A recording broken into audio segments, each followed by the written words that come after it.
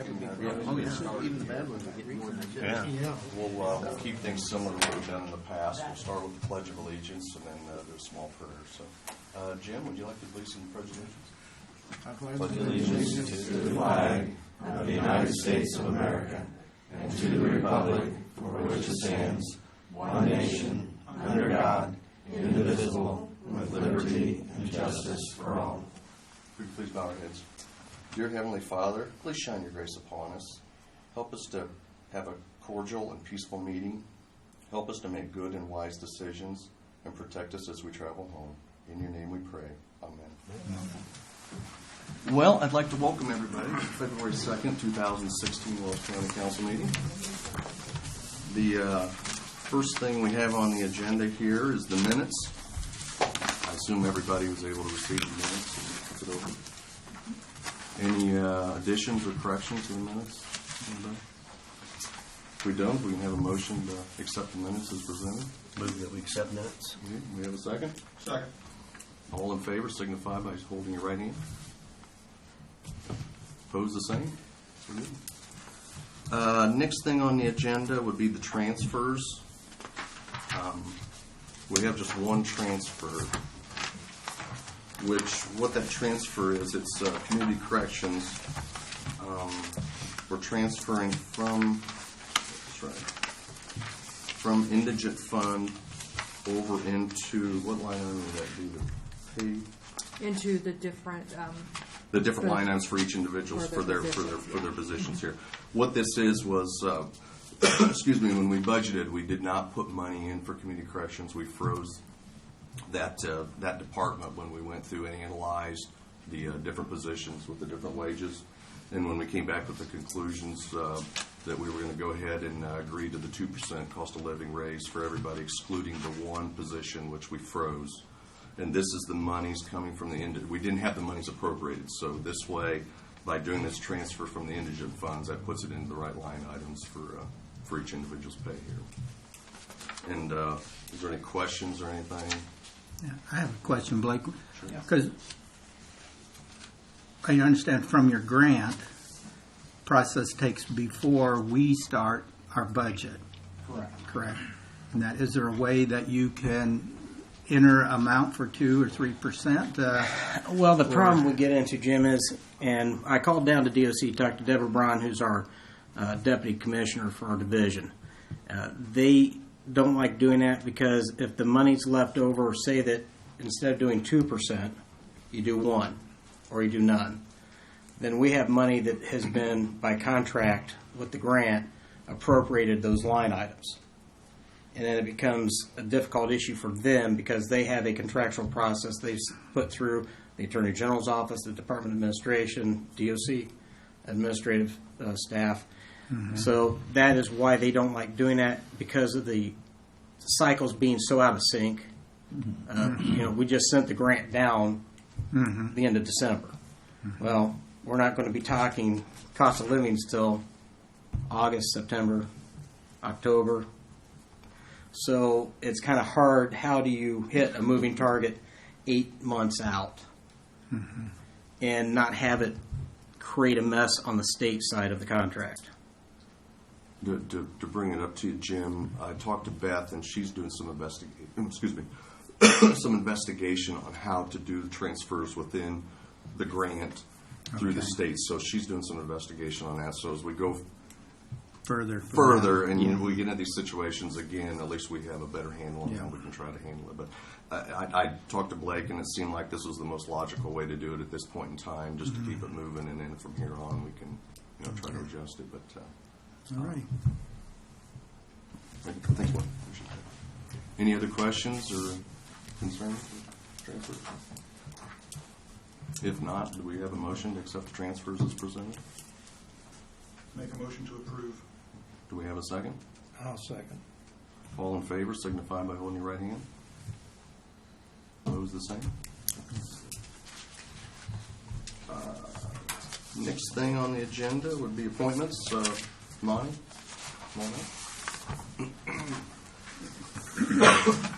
Good evening, everybody. Hi, Monty. Hello, Monty. We have 74 inmates. 7 were our DOC, Have to apologize, I didn't get the numbers emailed to you. Today was the ISA's legislative day, so we left early, and we had classes this morning and spent the afternoon at the State House. So, full day, but it was a good day. So that's all I had. I was going to say, we commented earlier, we've seen the paper where Egon's officially retired now. Jessica has it in. So we got a new kid on the block now, I guess. New dog is riding around getting used to the vehicle, and they start classes very soon. Good. Good deal. All right. Thanks, Monty. Okay. Thanks, Laurie. Next up would be Blake.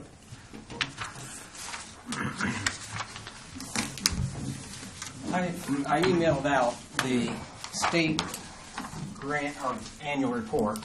That is a state template that's brand new to us. And as you probably read through it and got back to the component sections, you saw that the mathematics on that was rather interesting. A lot of information. A lot of information in there. This is an abridged sheet for what we were looking at for felonies and misdemeanors held on community corrections. And the medical and mental health costs for last year. When you're looking at that, these are all folks that were on home detention, and then the bottom part is the work release on what we did with Sheriff Fisher on work release inmates, what monies the Sheriff's Department collected that offset the cost of county general funds to have them in our jail. But on the top part, the electronic monitoring home detention, we had 13,723 days of felonies being served last year at $35 a day, which is the per diem to have them in jail, would have been $480,305. That would have been an additional cost for housing, whether they'd be in our jail or if we were overcrowded, sent to another facility. Misdemeanors, we had 6,336 days served on home detention last year. That was a total times $35 a day again for $221,760. And then the total days served was 20,559 on electronic monitoring home detention times $35 a day would have been $702,065. So, it is a sizable amount of days and costs that we luckily didn't have to address through the sheriff's jail budget or expansions of the jail or housing them somewhere else. Our jail is full. I've got a question real Yes. quick. When I was going through some of that information, did it show approximately 367 individuals were Cases. handled? Cases, Yeah. because they consider it cases, Yeah. right? So Yeah. it could have been one person coming back through again. Right. You could have had somebody that may have had multiple charges. Sometimes when they're arrested, they may have an OWI, operating while impaired, with a resisting law enforcement. Okay. So the sentence is broken up between by statute, the OWI part, and then by the resisting. And there's a matrix the prosecutor's office uses for figuring out how much time they get depending on their criminal history. And that was for the whole year 2015? Yes. Okay. Well, it goes from June Or what, yeah. Your 2014. calendar We're your that calendar year. that off cycle. Okay. Medical and mental health costs for our last in 2015 from January 1st to December 30th. Mental health bills that we track, these are actual physical bills that we get from our offenders.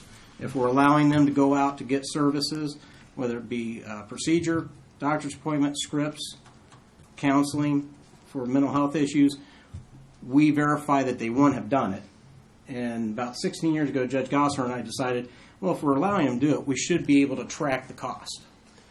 So, for mental health last year, it was $19,997 in billable services that were done by offenders on home detention that they paid for. If they'd been in jail or in DOC, those costs would have been picked up by them. Medical bills we tracked last year was $563,799. Those are actual billables. We had 1 or 2 heart attacks that required surgery, 4 pregnancies with 1 C-section or 2 C-sections. You can see how that starts to incur a lot of ambulance rides for medical emergencies and hospital stays. And if those folks had been in our jail, say if they were a F6 felony or misdemeanor, the sheriff would have had to have somebody to watch them at the hospital while they were being taken care of, someone to transport them if it wasn't an ambulance required. So there had been a drain on the sheriff's staff for the jail to get these folks the medical care they needed. If you take the medical mental health and the felony misdemeanor days served, estimate is $1,285,861 is what that would have possibly been an impact on county budget. And again, that helped in not having to add additional jail staff, transport officers, supervision while they were at facilities receiving medical treatment or mental health treatment. And these are all things that if they are in our jail, by statute, we are required to give them and provide them. To give you an idea, there was an article last fall. DOC's been doing cost analysis on this now for their facilities. It was $98 million last year for all their facilities For the state. that they spent on medical and mental health. Unfortunately, it's not getting better for the mental health side. Judge Antrim and I were talking about that this week. We're seeing in court more people that are being diagnosed with either bipolar, manic depression, schizophrenia. I think the more services people are getting with the Affordable Care Act, the more diagnosis accurately is being done. So a lot of things people may have thought in the past was something else they're finding. I know over Christmas we had an individual on who was suicidal. We had to take her to St. Joe Behavioral the first time. They kept her an hour, released her back to us on home detention. Day after Christmas, I was on call. My officer on duty met me. She called me. She was suicidal. During talking to her, trying to get her to a CIT officer was responding. When a CIT officer, which is a critical intervention technician officer, is trained to work with folks in these conditions and states. At one point, we were trying to get her prepared to take her to Park Center Behavioral in Fort Wayne. She lunged for a knife. Officer Rubel and I were staying on each side, as our protocol says. We were able to restrain her arms, knock the knife away, and then the city officer was able to place her in handcuffs for her own safety and our safety. We see a lot of that anymore. I hate to say that. It breaks my heart to say that we have folks with these kind of mental issues in our community, but we just do, folks. It's frustrating. But I'm hoping that maybe with what some of the stuff the legislature's done, we can address these issues going forward and get more services and try to get people into regimens of treatment and counseling that they can get better themselves.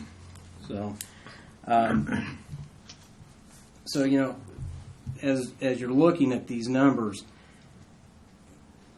and I know that the days served will probably be some question of, well, did they have to be on home detention or jail? And when I was talking with Judge Antrim this week, reviewing these stats, he wanted me to make sure that I expressed the folks that are on home detention have a criminal history that require they have some kind of incarceration.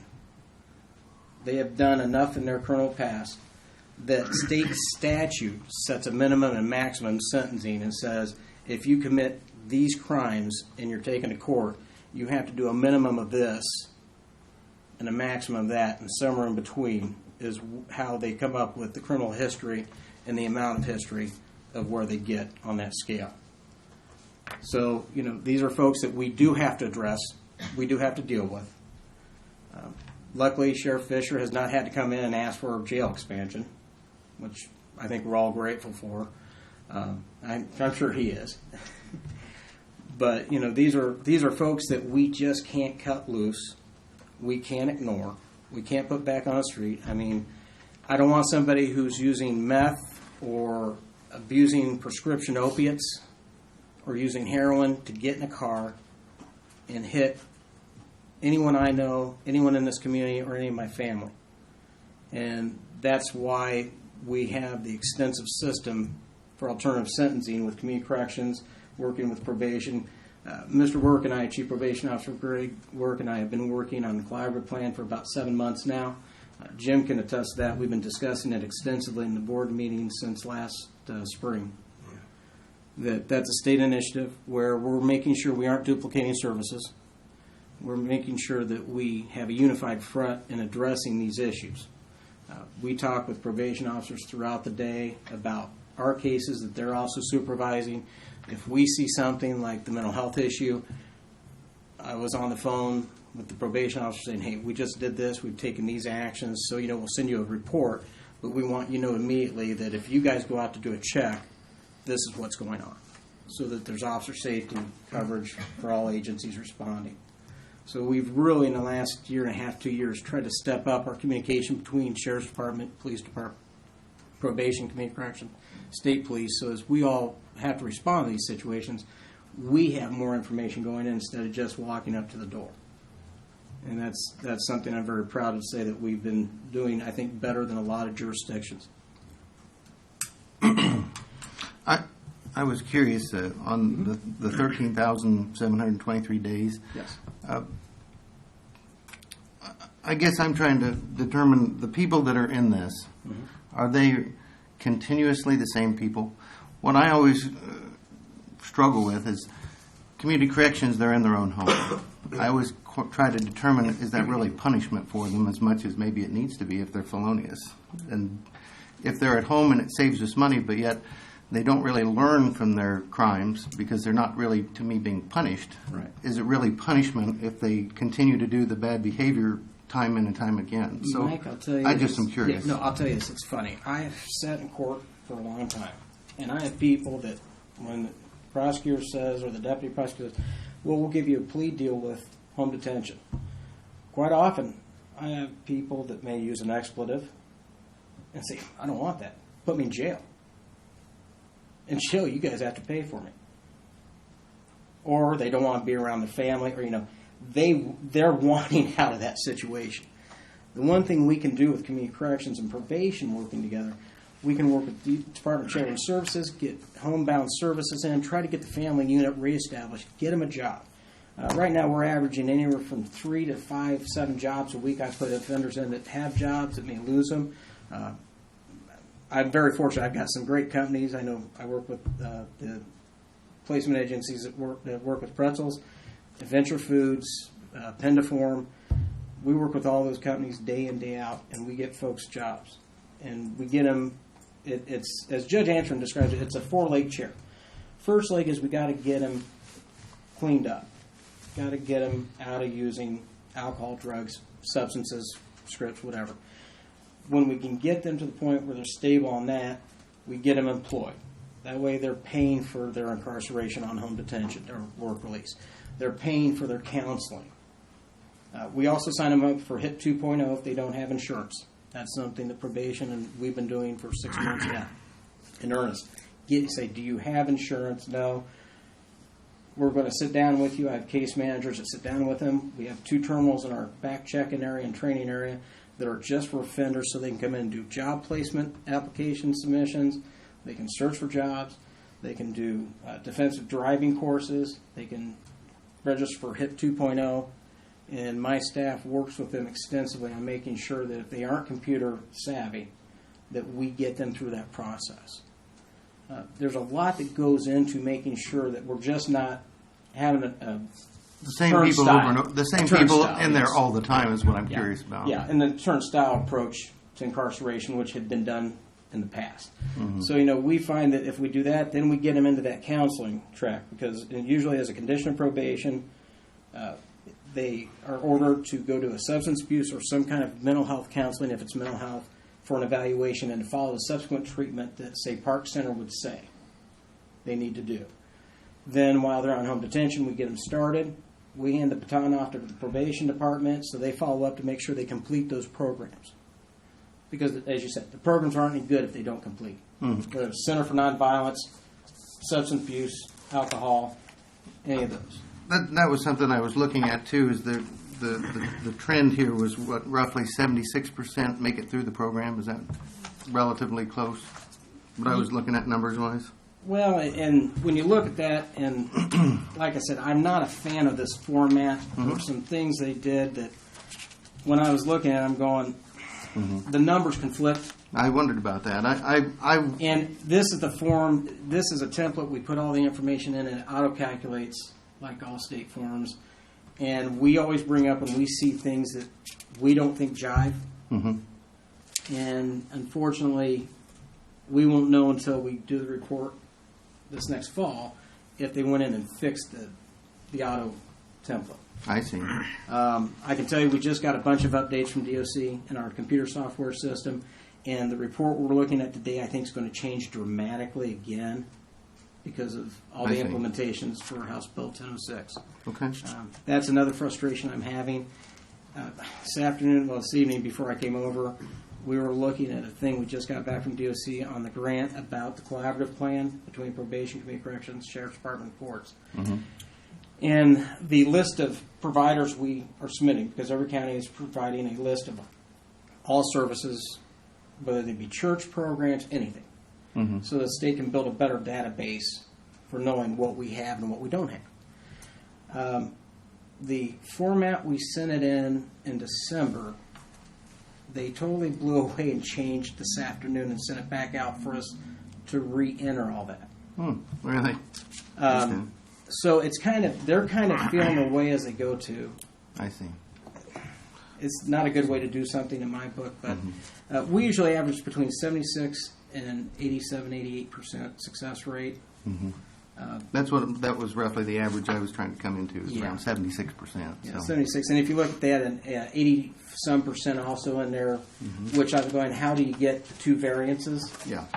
And I questioned that myself, and they have not gotten back with me about why. What do you define as a success rate? Well, that Commissioner Gerber was in my office 2 weeks ago, and we were talking about recidivism, because that's something that's been on the Association of City, County, and Town to talk about how do you measure recidivism. And I told Blake, I said, that's kind of like the unicorn that we're all looking for. The things we run into. With recidivism modeling, it's kind of tough because, one, these folks do move around.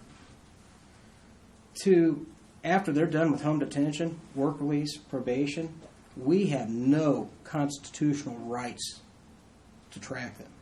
This isn't Russia. This is America. You have your right to privacy. So everyone's trying to figure out how do you track recidivism and still respect your constitutional privileges. That is for the folks in Indianapolis to figure out, because we have asked them how to do it. You've got different software systems between counties, states. How do you make all that where it gels and you can have one comprehensive database? And there's going to be folks out there, and I'm one of them, that says, I'm a little leery of having that big of database. I'm torn here because I do this for a living, but I'm also, I want my right to privacy. And, I told Blake, I said, it's hard because when you're dealing with substance abuse issues, there's always a relapse. There's no silver bullet. There's no cure. There's not a pill. The cure is the person themselves deciding that they aren't going to touch that drink. They're not going to use meth. They're not going to inject heroin or cocaine into their body. And it's a process that takes time. Because let's face it, as we were talking about earlier on the windsurfers that you were watching, when you're 20, you think it's a lot easier to take those impacts on that hard water. At 30, hurts a little more. 40, hurts a lot. And I turned 50 on the 14th, and I'll tell you what, falling is not fun for me anymore. And that's the same process you have with somebody with an addictive personality. They have to develop that point where they go, it just isn't worth it to me physically, emotionally, mentally, to go through this cycle again and again and again. Mm-hmm. And, a lot of people go, well, let's concentrate services on the 20 and 30-somethings. Well, we concentrate on them, but we concentrate on everybody because as they age, there's a natural process with our bodies and our minds that has us be more acceptable to change for that kind of inclement lifestyle. done this since 1990. I've watched a lot of people come through the court system. I've gotten a lot of people jobs. I have a lot of people that still have jobs. I got them in the early 90s and are retiring from them now. And it's always amazing when I'm at the grocery or I'm at Walmart or downtown and they go, "You helped me get a job at Bluffton Rubber back in 94, Blake." I said, "You know what? I still have it." That makes me feel good. You know? Now, they may have gone from driving impaired to going 8-9 years, and they get picked up public intox because they're wandering into the street in front of traffic on a Saturday night. But we're stretching that time that they have an incident, and as they get older, they fade away.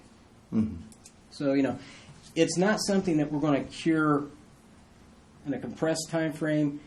It is about it's a life process. And that's why I always say, you know, we got to be conscious and cognitive of these people didn't build these behaviors and addictions overnight. It's going to take time to unwind what they've done to themselves in their lives. And I'm not a liberal. I'm not a fuzzy, warm person. I'm a kind person. But I'm also realistic about the fact of we have to give tools and resources to people in our community because they either become a drain on it or they have to become a protective part of it and paying back. If we can get them employed, they pay taxes. They're buying a home or they're renting a home. It helps the economy. It gets them stable. And if they're working with their families and we can unify that family again, it gives us a better chance with those kids not becoming part of that cycle of repetition. And that's something we see a lot of is the generational passed down. Well, I saw granddad do it. I saw great grandpa do it. I saw my dad, my mom. And, you know, it's not a little problem. And if I had that silver bullet, folks, I wouldn't be here. We wouldn't be here talking about this. And I'd probably be living a lot more comfortable in the universe than I am now. Well, as I said, I just wonder if jail's more of a deterrent than being home attended. No. I don't know. I have people tell me, put me in jail. They insist. I don't want to deal with you in probation. Sure. That's fair enough. I Put just me was in. curious. Because what happens, there's a mental release when you put somebody, and there's studies have been done on this, Mike, when you put somebody in a lockdown facility and they walk in and they hear that electric lock go behind them, it's a release in their mind. Because guess what? They know they can't get out most times. I know in the news reports, we've seen some things where they have gotten out, and that scares me to death. But I've had more inmates tell me, you know what? It's like a weight's lifted off me because guess what? I don't have to do anything. I'm taken care of. They go, what I hate is the fact you put me on house arrest. My kid's coming in out the front door. I got to call you and ask if I can do something. My wife comes and goes. My friends come and go. Someone says, hey, you want... Oh, you can't do that. Sorry. There's more of a torture mentally of you know, there's just a transmitter tracking you and us watching you, keeping you in line. So, you know, there's that temptation's more torturous on home detention offenders than being in a lockdown facility. And when I first started this, I didn't understand it until I had a couple of them just tell me, this is why. Just throw me in jail. Put me in prison. I don't want to do it. Blake, I can't do it. So, Fair point.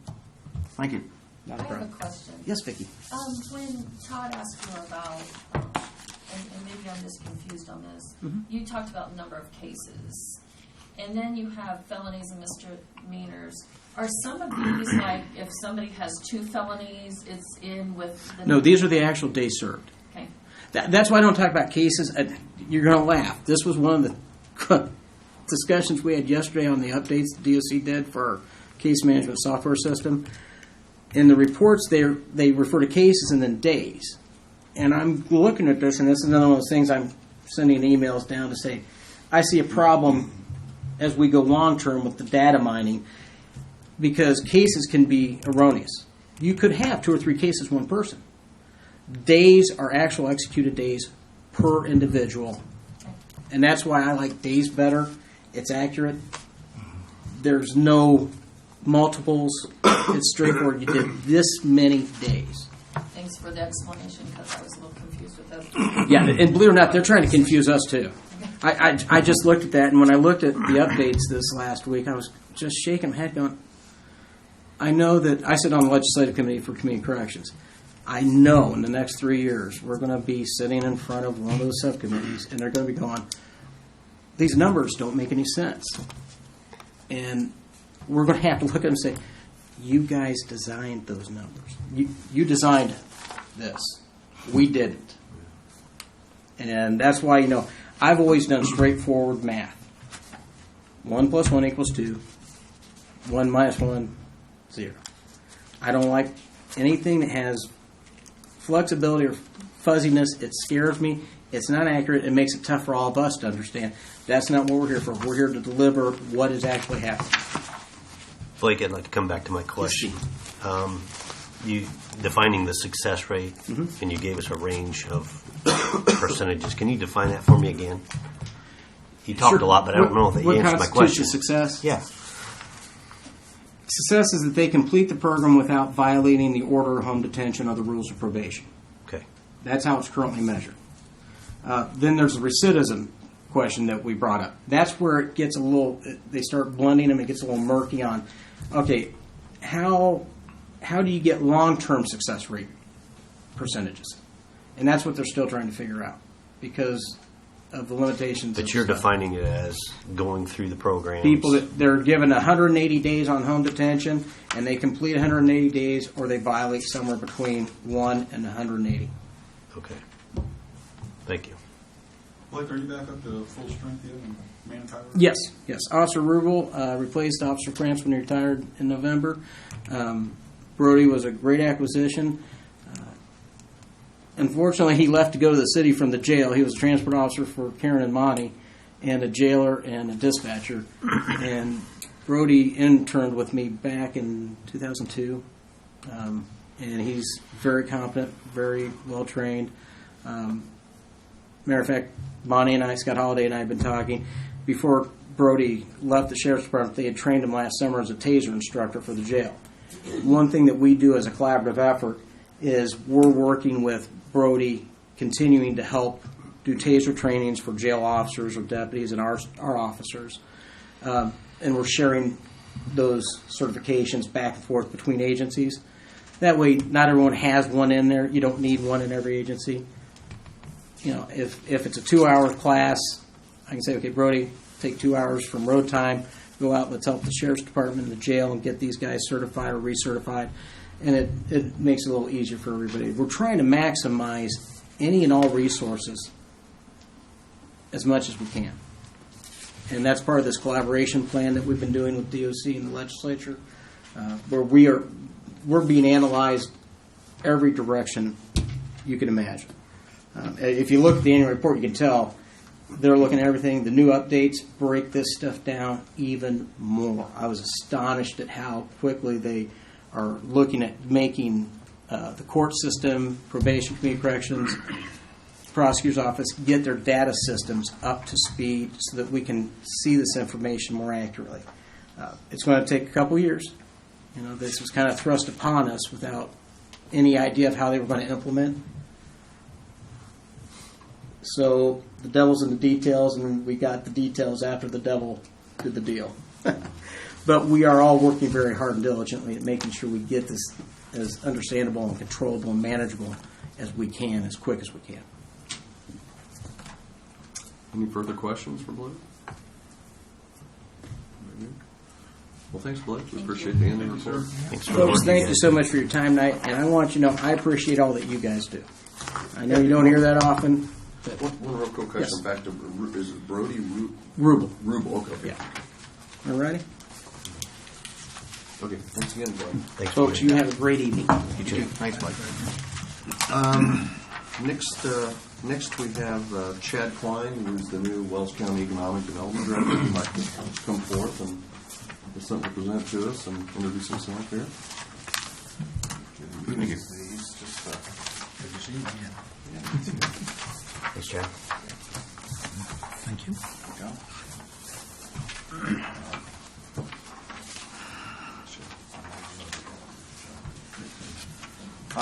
Main reason I'm here is to essentially introduce myself to you guys.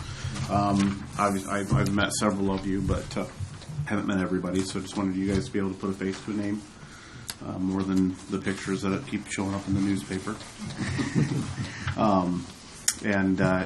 Obviously to let you guys know too, my door's always open. I'm not always there, but it's always open. So feel free to call first before you come in. But what I presented to you is, I don't know if you guys have read about it in the newspaper. I presented it to the city. Just something for you guys to consider, to think about. I think we're at a point in Wells County that we can be a little selective on our abatement process. I know it's common practice to give 10 years for everything, but I don't know that 10 years always makes sense.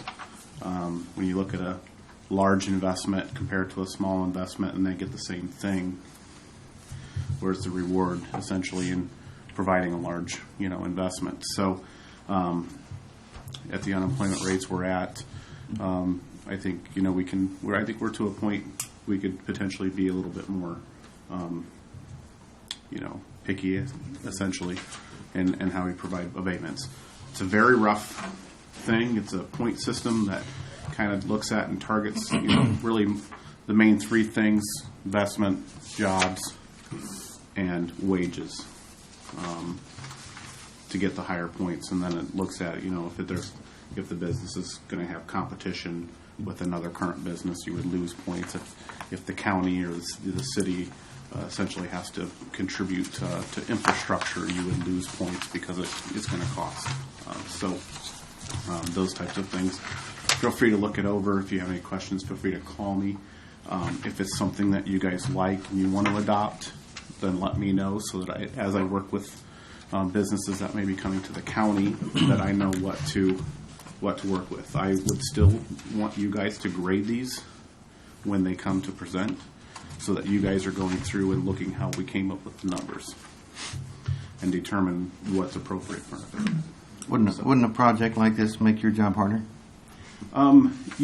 What's really hard about my job at this point is when you look at the unemployment rate and those that are unemployed. We have just over 300 unemployed people in Wells County. My job's already hard to get businesses in here when, Steve can't even fill his jobs. My goals are going to be more focused on increasing wages more than bringing new jobs in. Obviously, I'm going to continue to answer every lead that comes through and still going to, try and, if somebody's interested in Wells County, I'll do everything I can do to get them in Wells County. That's not going to stop. But my daily focus is going to be providing skills, trainings, and those types of things that we can help start to bring the wages up. And for those people that are leaving Wells County to work, to want to stay in Wells County to work. So, I assume, Chad, with what you have here, just hypothetical, if an existing business is looking for expansion, then basically you would be coming, as a council, we wouldn't know all these questions or whatnot. Are you right? They to, would, so they would come here to present. As a county, we have a minimal amount. Right. That's the City Bluff and right. Yeah.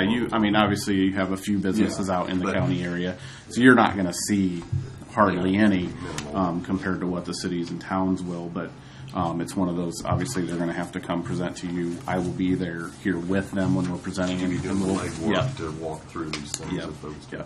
And that's something, like I said, I'm not telling you guys you should do this. I'm saying, do you guys feel that the county's in a position that maybe this is something we should do?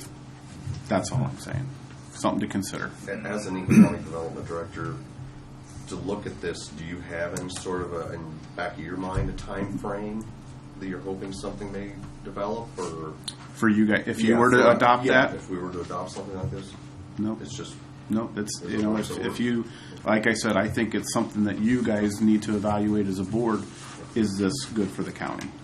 And, do we want to be competitive? Do we not want to be competitive? Do we want to say, essentially, if you come in with a $50 million investment, you're going to get 10 years. If you come in with $1 million, $9 jobs, and $9 an hour jobs and you're only going to bring in 10 people, does it make sense to give the same thing? That's kind of something to think about. Like I said, not asking you to do it, just asking you to consider it. So, any questions? Any questions, guys?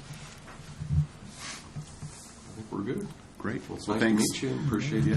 appreciate you coming. Yeah, in. thanks for the idea. Yeah, appreciate it, and I always appreciate you guys continuing to fund economic development. It's been a learning curve for myself, coming from the government side to this side, and I enjoy it. I really do. I enjoy this community. It's been great so far, and looking forward to moving down here. Well, we welcome you. Great. Thank you, guys. All right, thank you. All right.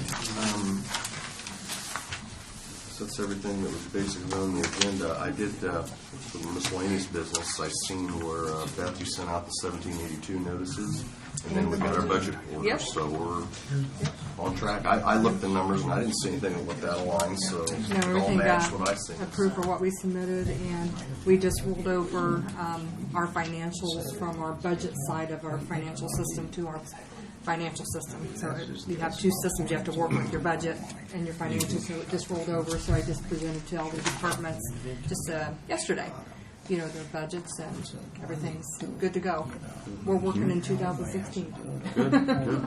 Is there just some advertising that needs to be done? Did I see that somewhere? Is that legal advertising? Or is that Well, done? the 100R Oh, has okay. been advertised. That had to be done by the end of, by February 1st, so that was done.